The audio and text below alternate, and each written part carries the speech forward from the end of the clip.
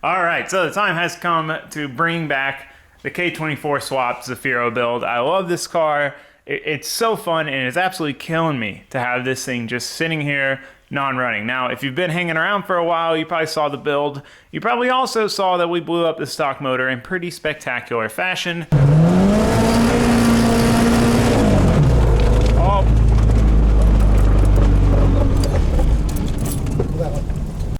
Yeah, lots of carnage. So we got everything pretty cleaned up. We got the old engine torn down. We got all the salvageable parts off it, and now we've ordered all new parts. We're gonna do a built motor, nicer parts all around. We've got pretty much every last thing, and we need to fix this car and get it back up and running and start enjoying it again.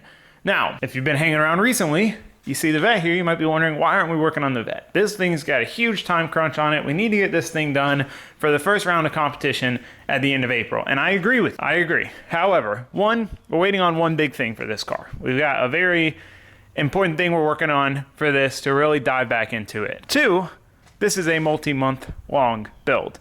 This, assuming we don't get delayed by, one tiny part here or there, we should be able to get this thing back up running and driving in a couple weeks max. A week to 2 weeks absolute max. So I just can't let it sit for 3 months just because it needs 2 weeks of work. So that's the plan. That's kind of was the idea with the turbo truck. Didn't need much more to be finished up. We got it finished up. Now we got a running, driving vehicle. If we can finish this thing up, then all of our vehicles run and drive. Well, except this thing. So that's the thought process. That's the plan. So we've got all the parts here. We're missing 2 little things that need to be custom made, but we're working on those. The main thing we don't have right now is the engine. We need to go pick up the engine. Josue found the engine, picked it up, and we're gonna go grab it from him with the turbo truck that is now running and driving.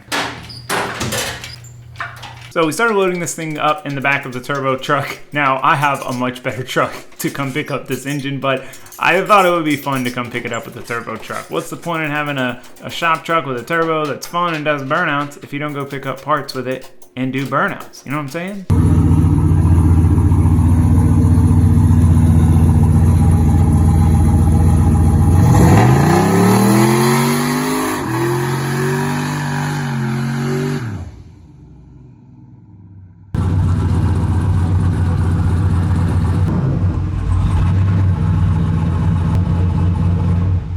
All right, so we got this thing home. We started getting it unloaded. Now, the garage is getting a little tight with 2 cars in here. It definitely reminds me of back in the days of working in a 2-car garage. It's kind of fun this way. So anyway, we get it out of the truck, get it down on the ground, start taking the flex plate off. Man, what a dinky, thin little flex plate. This thing is tiny. So then we need to get our engine stand mount on. Now, I have a ton of hardware, but most of my M12 stuff is M12 by 175, pretty coarse thread pitch. Most of the import Japanese stuff is 12 by 125. There's just not as many bolts available in that thread pitch in the US from at least the places that I buy from. So anyway, I had to go get some hardware. There's nothing worse than having to jerry rig an engine onto the stand. I want it to be secure and have that peace of mind. So we cut out this little bolt that will not come out unless you take this pan rail thing off and get our through bolt in, get all our bolts tightened up. We want to get the center line of the point where it goes into the engine stand as high as possible so that it's evenly weighted, or as evenly weighted as possible on one end or the other. So when you flip it, it's not heavier on one side and doesn't rock it around on you.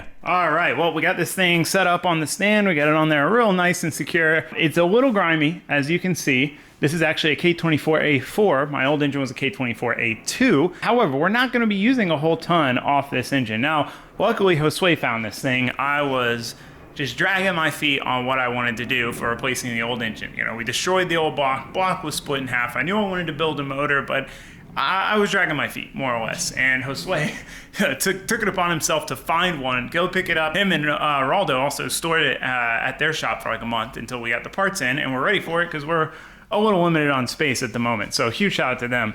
But point is, we've got our new engine. Again, I use that term loosely because we're not using a whole lot on this thing. Let me show you what we got, give you a better idea of what we're going to have left over of this thing by the time we're done.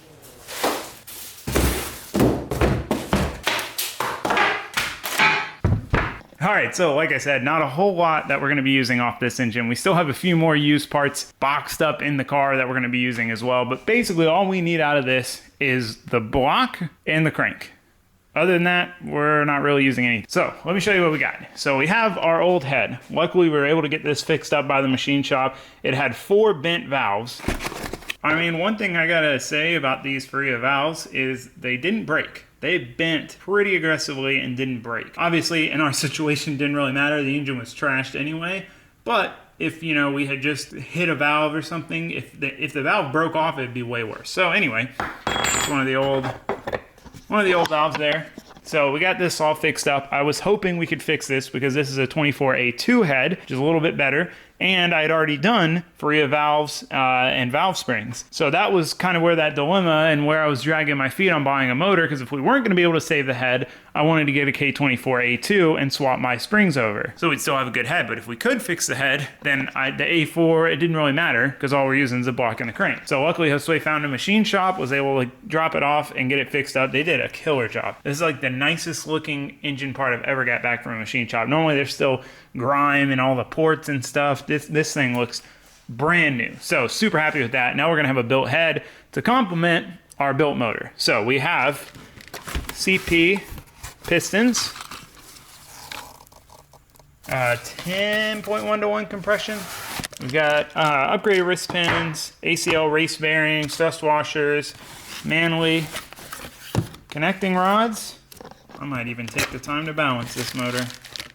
Boom. So forged rods, forged pistons, built short block.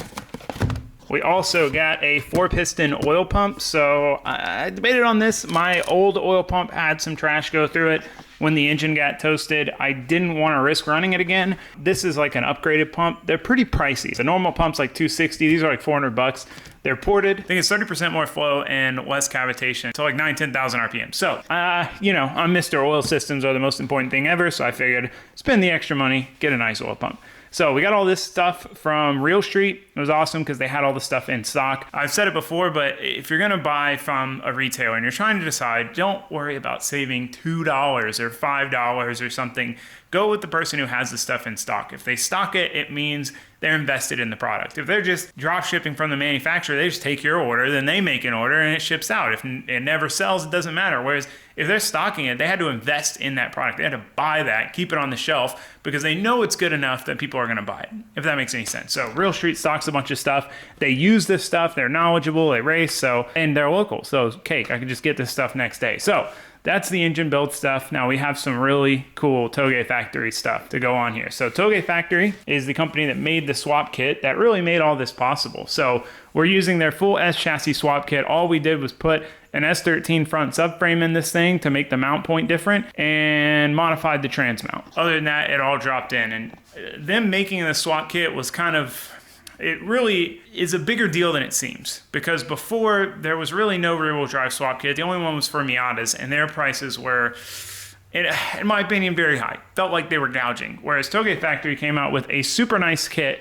and made it super affordable. So it just makes swapping one of these motors into an S chassis, and they're doing a bunch of other chassis, E30, FRS, it makes it way more feasible. Makes it easy, makes it cake. So I really applaud them for that. So I'll show you all the pieces if you haven't seen it. If you didn't see the original build on this, really nice stuff. And they came out, these are 2 new things. So let me get these unwrapped. I haven't even looked at them. 3 new things actually that we didn't have before. All right, so thing 1, this one I have already seen. Man, this is their new intake manifold. I'll show you a side-by-side with my old intake. But this thing is a work of art. Check this thing out. Billet intake. We've got a throttle body adapter for our throttle body. Look at how nice that adapter is. It tapers down perfect. We got a throttle cable bracket. We got our ports. Fuel rail billet standoffs. This thing is so nice and so much lighter than the old one. Another cool thing they did was incorporate, basically there's a water port here, and instead of having to use this weird adapter that we used last time with the other intake, this has just a 10 line. Perfect, easy. So again, I'll have to show you and compare to my old intake, but this is also going to allow us to keep way more of our accessory drive than we had before. So super nice piece. I am so stoked for this, and I had them powder coated this like candy apple red. I'm weird with colors, man. I don't plan out the build, the color combos. I just think of like, I like red. Let's put red in it. All right, so this is another thing that we got from them. This is a billet oil pickup. Look at that, man. So this is gonna bolt to the back of our oil pump. and then this will pick up from the oil pan. So this is something I really wanted to upgrade. My other one got kind of trashed, and I wasn't super fond of the design of the other one. I was worried that it might have a scavenge leak, so I'm really glad to get this on there. They came out with this shortly after I built the car, so I was like, if I ever have to tear it down, I'm definitely upgrading. Okay, and the last thing that we have here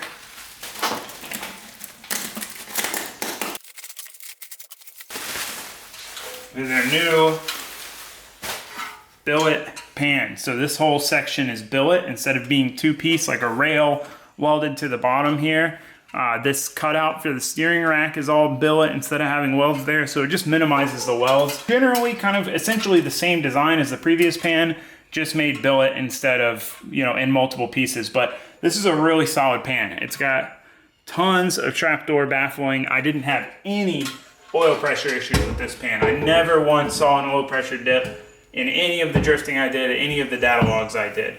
So this is a really good pan. Front sump pans are generally limited. That's when you start to have oil starvation issues. So the fact that this pan has been able to keep oil under control is solid. So I destroyed my other one when the rod came through the block. So I need to get a new one anyway. And you know, I couldn't pass up getting the updated design on that too. So, lots of jibber jabber. But here are all the parts we have. All the new parts we have to go on this thing. So next up, it's just time to strip this thing down, get all the crap we don't need off it, start putting together a fresh built motor. I'm excited for this. I built the head on the last motor. I thought that was the limiting factor for revving it, but on a K24, the limiting factor for really all of it is the rods. It's the limiting factor on low end torque, and it's the limiting factor on revving. So now we should be able to do both those things. Make a ton of low end torque with the same turbo we had before, and rev it, because we'll have a built head and a built bottom end. And it's still a relatively budget combo. You know, there's about $1,000 in the head for everything, and then $1,500 in the rods and pistons and bearings and stuff. I'd have to double check, but it's not that crazy expensive of a combo. So, I mean, I honestly wanted to do a built motor as soon as I started driving the car. I regretted going with the stock motor, so I'm excited for this. Okay, start getting this thing stripped down. So we start tearing into this thing to strip it down to the bare essentials and try to keep everything as organized as possible in case there's anything we need. Quick shameless plug, garagebuiltco.com if you want a Jibber Jabber shirt or other merch. But anyway, tearing into this thing, stripping it down.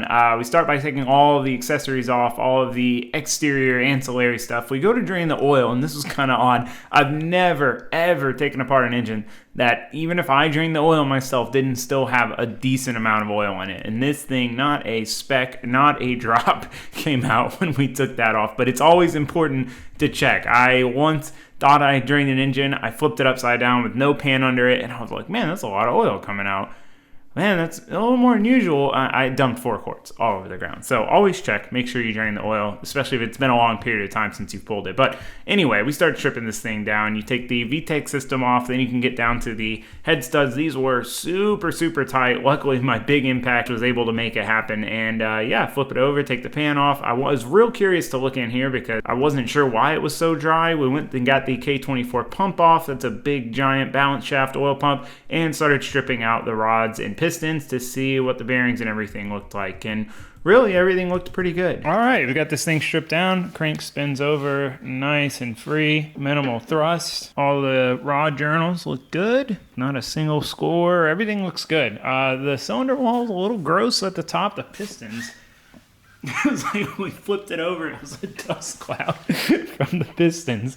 But we're going to be 3-stone honing the cylinder walls anyway, so I'm not too worried about that. Overall, I think it's good. It's a good candidate. So this is all we're using. Block, crank. That's it.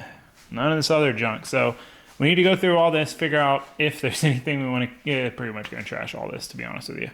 It's interesting to see the difference in the head. This is a 24A4 head, and it doesn't have VTEC on the exhaust cam. Don't really have any use for this head. Don't have any use for this oil pump. You can see this is why K24s vibrate when we swap them, because we swap to a K20 oil pump, which is way smaller. This 24 pump has balance shafts. So it's got these big shafts in here that basically dampen the harmonics of the engine, but we can't fit this with our front sump pan. So we have to ditch it, which then leads to the vibrations. So yeah, enough jibber jabber. Let's get to cleaning this block up once we purge our workbench here. So when it comes to cleaning gasket surfaces, you know, RTV gaskets for an oil pan or a timing cover, or head gaskets, heads, anything like that, especially on an aluminum block, I like to use this Roll-Lock bristle disc. So it's aggressive enough to get all of that material off, whether that's the head gasket material that's kind of stuck there on the block or RTV, but it's not so aggressive that it really scores anything up. You can go pretty hard with this thing and not have to worry about having any issues. All right, got this thing pretty good and well cleaned up, got the block cleaned up, everything's looking pretty good. I'm pretty happy with this as a starting point. You know, for the amount of time we put into it, everything seems to be solid. The engine seems good. Everything seems to check out, which is awesome. So there's a little rule I came up with called the 75-25 rule. And basically what it is for most things like this, 25% of the effort gets you 75% of the result. If you want that last 25% result, you've got to do 75% more effort, if that makes any sense. So it takes you 3 times longer to get that last bit than to get the first 75. And that's a really good rule when it comes to something like this. Like, I could spend another 2-3 hours cleaning up the outside of this block and make it look brand new. But I spent 20 minutes on it and it looks pretty good. It's gonna get dirty anyway. 75-25 rule. Just a little tidbit. One of those things, you kind of got to pick your battles. Jibber jabber. Point is, we're ready to go. We need to start honing the block. So we're gonna do a good old 3-stone hone, get the cylinder walls cleaned up, get some good cross hashing, and then it's time to start building. So we got some paper towels kind of wrapped around the crank journals just to keep ourselves from getting any debris down in the oil passages there.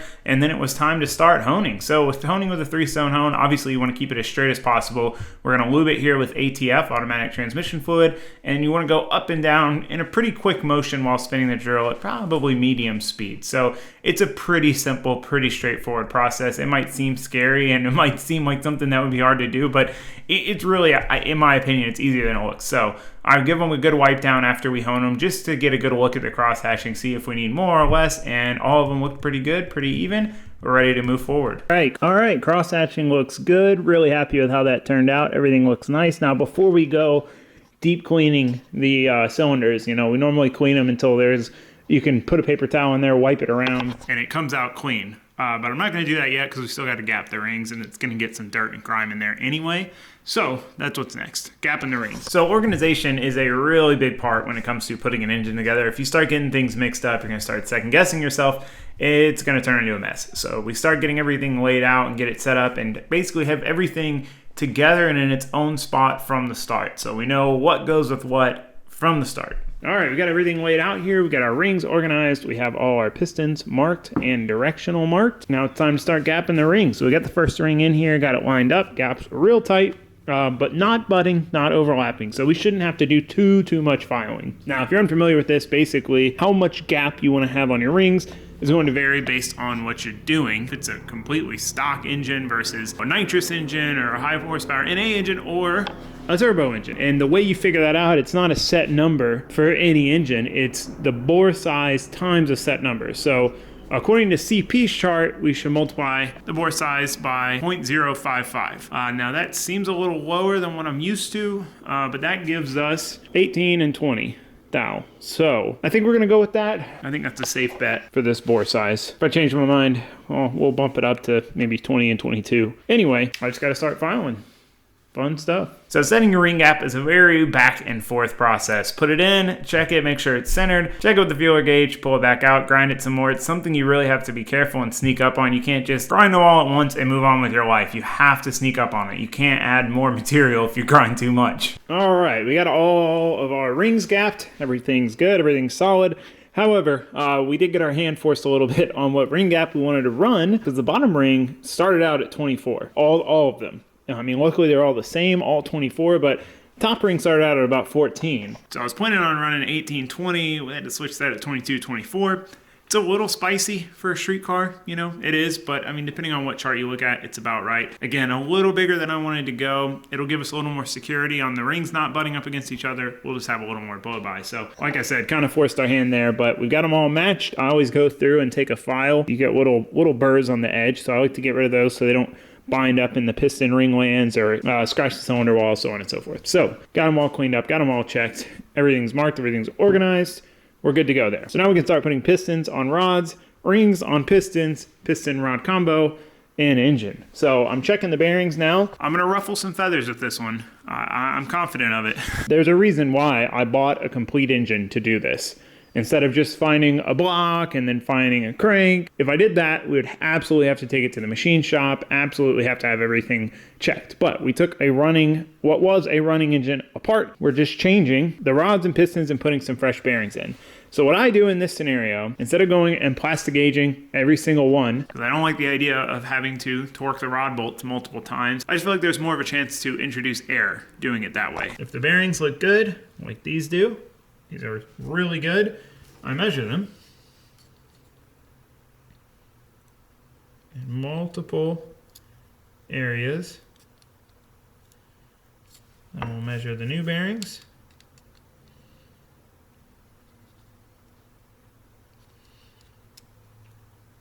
And we are within 0.02 millimeters. So we know we're good to go. These bearings weren't spun, they didn't have any problems, they were fine in the engine. We're putting the same size bearing back in, it's most likely going to be fine. Now, yes, technically the right way to do things is to do 7 million measurements and so on and so forth. However, if you don't have all those tools, there's other ways to do it. Now, I'm not advising you do it this way, because if you do it this way and your engine gets hurt, you're going to blame me. But I'm just telling you how I do it. No, it's not the correct way, but that's how I do it. So if it works, it works. If it doesn't, hey, it's on me. So anyway, jibber jabber. Point is, it's time to start assembling. Get this thing together. Get our short block buttoned up. We're done with the tedious steps. We just got the worst part, probably of all of it, of putting the rings in for the wrist pins. I hate this part. You're guaranteed to stab yourself with a screwdriver. Guaranteed every time. At least once. All right, let's get back to it. All right, so in assembling these, it's important to know the orientation. So we got these two tangs. These are what hold the rod bearings in place. So on this engine, the tangs go to the exhaust side. The exhaust side has smaller valve cutouts, so it makes it pretty easy. We'll want the tangs towards that side. That's why I have this drawn as front. The intake side is over here, exhaust side is over here, smaller cutouts on the exhaust side. I'm surprised they didn't put a dot, but I mean, it's pretty obvious. So easy enough. So this Ultra Slick Red you get at the parts store, it's not my favorite assembly lube. I really like the Lucas stuff better. I just keep forgetting to order it until I'm in the middle of building something and I have the Ultra Slick Red. So anyway, simple enough process to slide these wrist pins in. Again, the orientation is the biggest thing. You really want to take your time here and make sure that you keep the orientation right. And other than that, I mean, they slide in like butter on every set of pistons I've ever installed. As I said, what for me is absolutely the worst part is getting the C-clips in for the wrist pins. It is just, it's a struggle. Once you find your little rhythm and you find your combination of tools that gets it, it's not too bad. But the problem is, if you let one slip out, they are under a lot of tension and they will send themselves into orbit, and it will be very difficult to find unless you are in a room with nothing else in it. So once we get that done, we start cleaning out the journal where the rod bearing is going to lay. You want that to be super clean and dry. You do not put assembly lube there. So once those are all cleaned out and we know they're good to go, we can start installing our rod bearings, get them in, make sure our rod bearing caps and rods stay together, get everything organized, and we're about ready to toss it in the engine. All right, piston and rod combos assembled. Got the wrist pin clips in, piston rings in, got them all oriented correctly. We got our rod bearings in. We are ready to go. The next step is to drop them in the hole. We got the cylinder walls cleaned out. So that's what we're gonna do.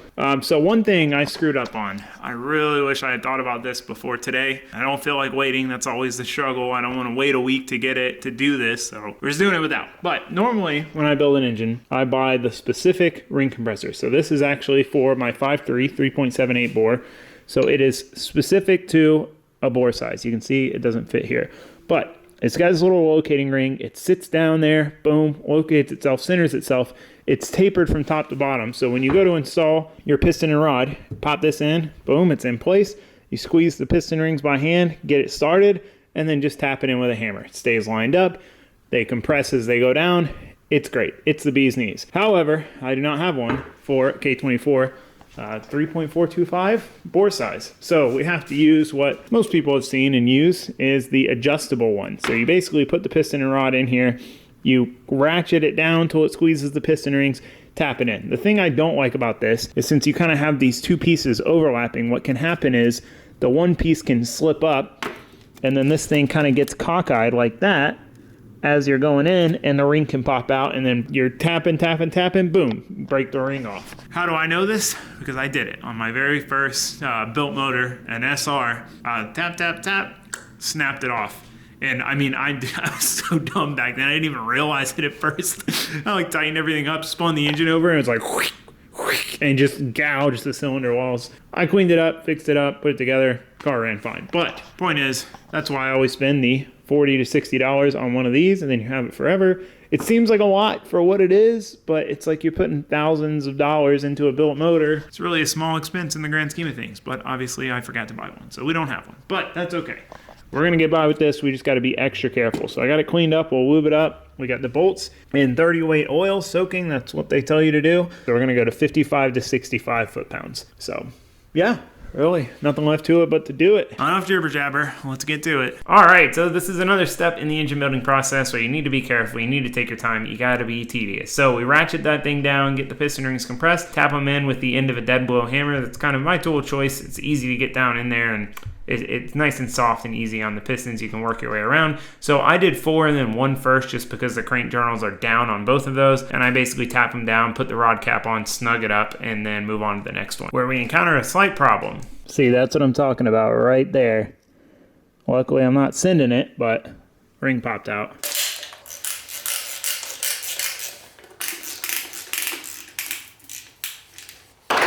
Problem is you can't really hold it. You can't really hold it flat and get in there with the mallet to tap it down into place.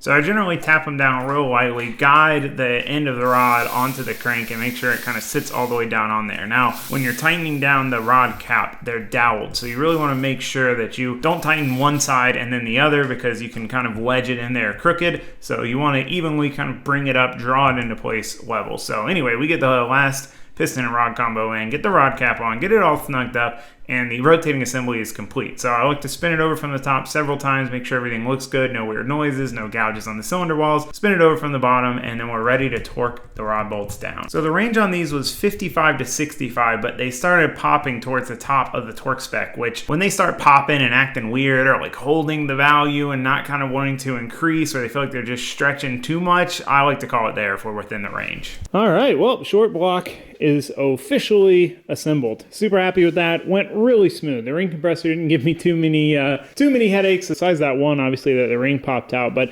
you've just got to do really light taps, and you'll feel it. I mean, as soon as the white tap doesn't do anything, kind of dunk, you know there's a problem. It should fall in there pretty easy with really light taps. Yeah, got all those done, got them torqued. I don't like that whole oil thing. I really like using ARP's lube. I never have that issue with the ARP lube, with it popping. You know, and that's basically you fighting the friction on the surface. So your torque reading's inaccurate because basically there's friction involved. So that's what the lube's for. It's supposed to give it a nice smooth lubrication so it spins in your torquing, clamping force, not just rotational. You know, imagine if you took 2 pieces of sandpaper, put them together and tried to twist them, right? It's going to take torque and energy to do that. So they kept popping like that, but I went to 58, 60. I didn't feel like going all the way to 65. It says 55 to 65. It just didn't seem like that was going to be a good call. So anyway, short block is assembled. In the morning, it's obviously nighttime, it's dark. We're going to pick this back up and we'll try to get the rest of the long block assembled, get it done and dusted.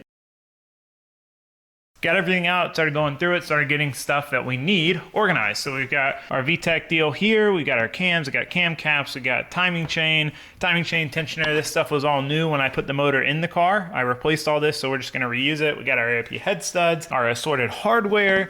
So going through everything, one thing we're doing is we're swapping to a K20 Type S pump. 1, it allows you to rev the engine higher. 2, we absolutely have to do it to fit a front sump oil pan. The factory pump with the balance shafts takes up so much space, the engine would have to sit 3 or 4 inches higher in the chassis to clear the cross member, because in a front wheel drive car, there's nothing under the oil pan, so it can be deep front to back, right? So these engines are already tall, so there's just no chance you're fitting with the balance shafts. Point of the story here. So what that means is we got to convert it.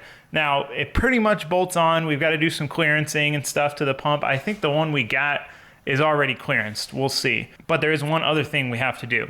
There is an orifice here Now this feeds pressure to the factory balance shaft pump. It has this little guy here, this little restrictor deal with an O-ring. Comes in there. Always annoying to get it out. This is the best way I've found to do it. Screw a screw into it and then you can pull it out. Otherwise it's very difficult. But what we have to do now is plug that hole. Otherwise we're just going to have oil pressure just offloading itself into the pan and we're going to end up with very low oil pressure. So it's super important we plug this. Now on my K24A2, this hole was already threaded. So I was able to just use a bolt, boom, thread it in with a crush washer. This one isn't. So unfortunately, we're gonna have to tap it, which I really don't like the idea of that, but we really don't have any other options. So we're gonna try to very carefully, very lightly tap it, clean it out as best we can, and then silicone it. Not a fan of it either, but there's really no other way to do it and ensure that whatever we put in there doesn't come out, because if it did come out, again, oil pressure gone. Houdini oil pressure. We don't want that. So let's try to tap this thing. So we started tapping for our port plug. I made sure to put a lot of grease on the tap to try to capture as much of the metal as possible. Obviously, metal shavings in your oil system are the last thing you want. So we went ahead and cleaned out all the oil passages as best we can with compressed air, brake clean, everything, trying to make sure there's nothing left. And then went ahead and put some thread sealer on our port plug and got that in. With that done, we took apart our old oil pump. We need this bolt out of it, but with the way this is designed, you can't get the bolt out with the pickup tube on. Also, not a huge fan of the pickup tube design with this O-ring. I always worried that this would cavitate. It would, you know, kind of like if you have a straw and there's a hole above the water, you're not going to be able to suck fluid in or as much fluid in. So anyway, get that tidied back up so we can save it for a later project if we ever want to, and start getting our new pump together. So we take the stock pickup tube, pickup strainer deal off and start getting our Toge factory billet pickup tube on, get it all tightened down, get the bolts Loctited, make sure nothing vibrates, nothing comes loose, and we're ready to install. So we start by getting our oil pump chain guides. The oil pump runs on its own little chain, so it's got its own guide, it's got its own tensioner, and that has to go on before the timing chain. You kind of have to snake the pump on with the chain. You can't really get the chain on, even with the tensioners and guides out of place, with the pump already on the engine. So I was Loctiting all of these bolts. These engines vibrate a lot, and I wanted to make sure everything important that we couldn't get to easily was Loctited and securely in place. So then it was time for the pan baffle. We have to cut the back of it off and grind it down, clean it up, just to clear the Toge factory rear-wheel drive pan. So we get that all shaped up, get it installed, some more Loctite on the bolts to make sure those don't back out, get them all tightened down, get them all torqued to spec, and we are done with the underside of the engine. All right, well, the bottom end is pretty well wrapped up, aside from the oil pan, which we are not going to put on right this second. With that done, it's time to flip it over, start putting the head on. Get this thing buttoned up, get it timed, have a complete long block. So the first step was to clean out all of the head stud holes just to make sure there's no debris in there, we don't punch anything through, and start installing our ARP head studs. So these go in pretty much hand tight. I do like to snug them all down to make sure they're at least even and at least, you know, snug in there.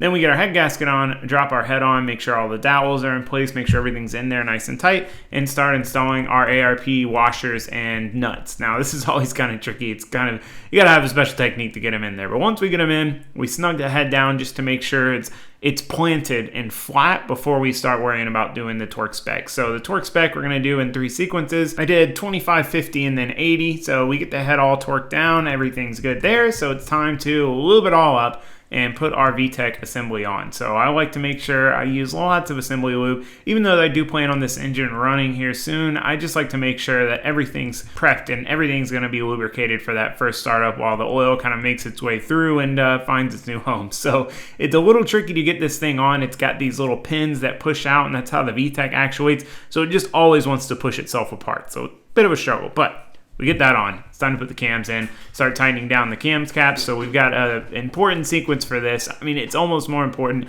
than the head stud sequence because this is what's going to compress the cams in the right orientation. So we have the engine set at top dead center. Certain parts of the cam are going to be pressed up against because their lobes are going to be pushing down on the valves. So you don't want to just tighten one and work your way back. You want to work in a sequence on stuff like this. So we get all those tightened down in sequence. We get them all torqued to spec, and it's time to put the timing system together, get our guides on, we got our chain on, we got it roughly in place, we've got the dots lined up. All we got to do is throw our tensioner on and she's done. All right, we got the engine pretty well buttoned up as far as the long block rotating assembly is complete. all that's left to do is the ancillary stuff, the pan, timing cover, valve cover, odds and ends like that. But the main mechanical part of the engine is complete. It's together, it's timed, it's done and dusted. So I'm super excited to get this thing in the car. I'm really happy with how it turned out. It's a beefy unit. Now we have a built head with valves, valve springs, titanium retainers, and a rods, pistons, bottom end. So we're gonna actually be able to let this thing make torque. With the turbo setup that I had on this car, with everything right, made a ton of torque. Boost came in super early, it was amazing, but stock K-Series rods don't like low end torque. Which I was a witness to that experience. It didn't like low end torque. Center rod out the box, first event when it started really making torque down low, and we were limiting it. So now to be able to lean on it and lean on the rods and pistons that we have, I'm super excited for that. So I'm really excited to get this thing in the car, get this thing back up and running.